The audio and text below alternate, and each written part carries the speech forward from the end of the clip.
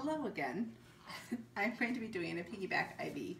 So first of all, I'm going to check my 6 administration rates, which is the right patient, the right dose, the right time, the right route, the right drug, and the right documentation. I am going to wash my hands after I knock and enter, introducing myself to the patient.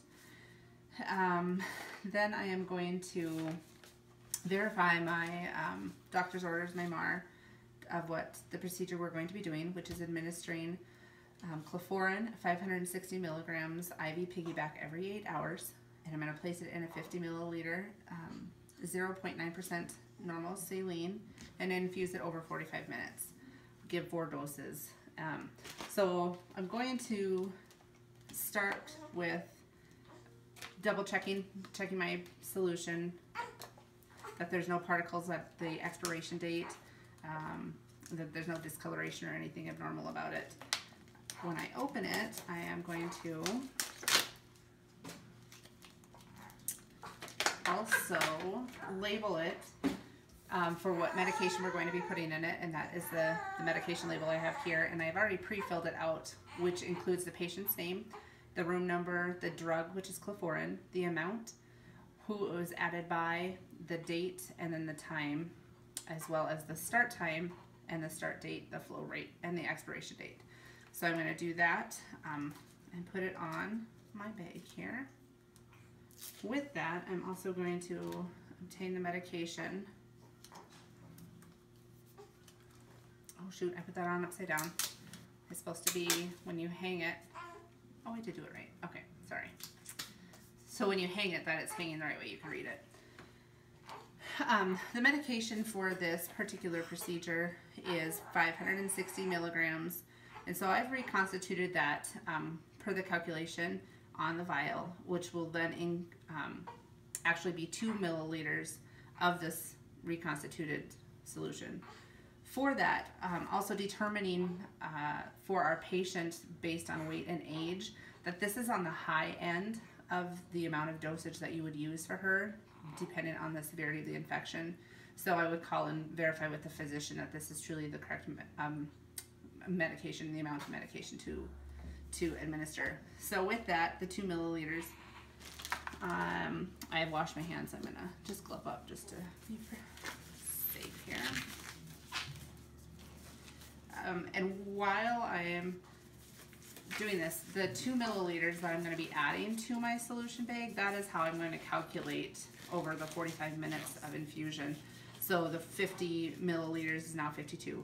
That divided, the drop factor per our tubing is 10 drops again, and then that would be 1.2 milliliters per minute, which equals 12 drops per minute, about 3 drops per 15 seconds.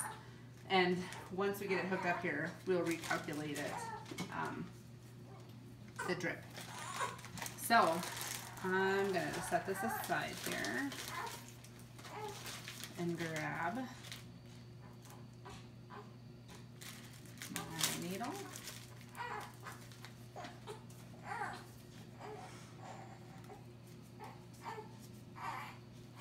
So that we can get the medication infused into our saline. So I'm going to go ahead and clean off the top really good.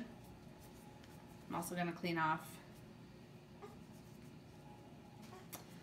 the port.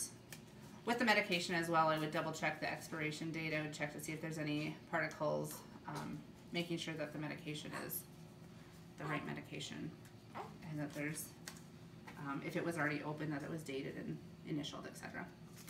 So I am going to go ahead, and I need 2 milliliters. So I'm going to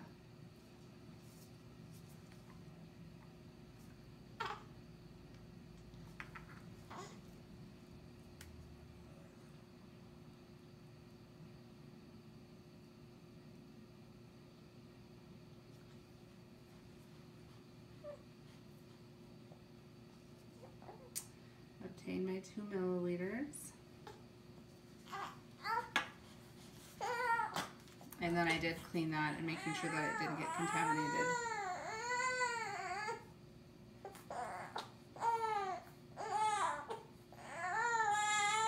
Insert my 2 milliliters discard of my sharps, and then just rotate the bag back and forth to get the medication to mix.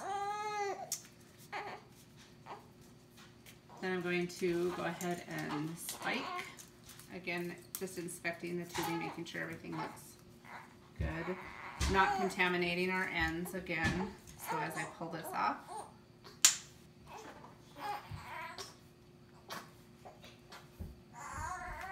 and then I am good to go to hang this. I should have closed this first, just FYI. Now that it's closed. So I pretty much fed my line like I was going to do. Verifying. Weston, come here, buddy. Give Mama your ball. All right. Come here. I'm gonna hang that, and then I'm gonna lower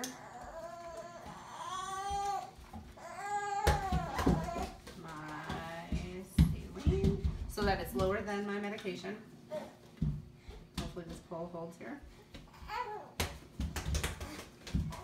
Don't mind our circus.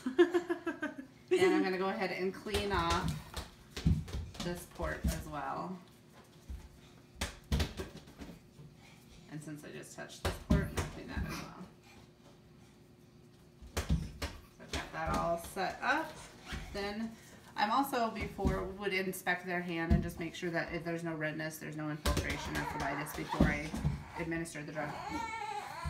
Then we're going to go ahead again and recalculate the drops, which I have pre-done to be 3 drops per 15 seconds. So I'm just going to go ahead and release this to go ahead and start the fluid. Then once that is complete, I would go ahead and disconnect. After, of course, 45 minutes and it has been, then I would go ahead and disconnect our antibiotic and then return our drip rate back to what it was, which was 7 drops per 15 seconds.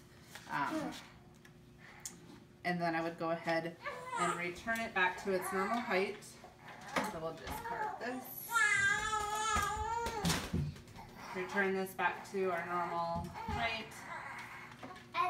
Document everything. Again, double checking the hand, making sure everything looks good. And then, yeah, once document, then I'm good. Oh, and I did verify the patient's name. Good catch. 3 times. First, before I went into the patient's room, when I was in with the patient, and went again going over the patient, the med, the dose, the route, and the time before I went into the room, and then when I went into the room with the patient, I verified at the bedside the patient, the med, the dose, the route, and time, making sure that I had the right medication for this patient. And with that, I believe that is all.